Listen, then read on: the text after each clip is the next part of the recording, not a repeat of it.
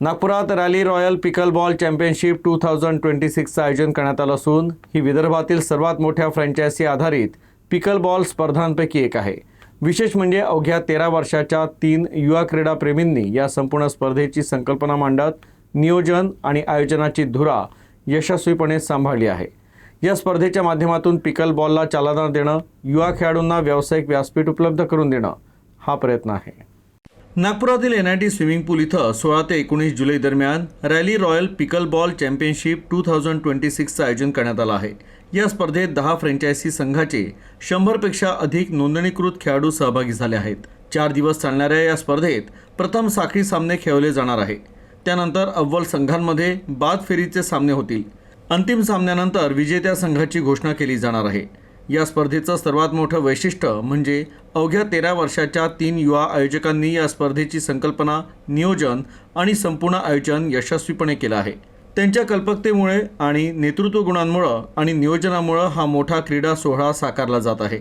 Pickleball या खेळाला व्यावसायिक ओळख मिळावी, युवा खेळाडूंना मोठं व्यासपीठ उपलब्ध व्हावं आणि मध्य भारतात या खेळाचा अधिक विस्तार व्हावा हा या स्पर्धेमागील मुख्य उद्देश आहे। या स्पर्धेचं आयोजन all India pickleball association AIPA आणि पिकलबॉल असोसिएशन विदर्भ PAV यांच्या सहकार्यानं करण्यात आलं आहे। त्यामुळे या स्पर्धेला अधिकृत मान्यता देखील प्राप्त झाली आहे।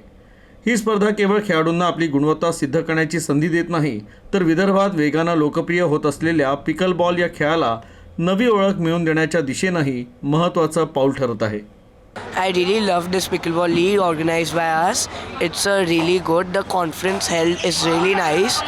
I highly appreciate the press for this. Thank you. Hi, I'm Radhan.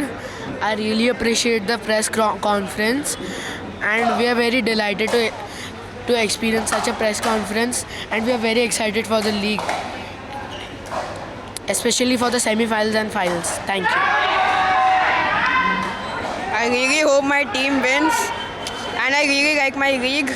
It's turning out very nice.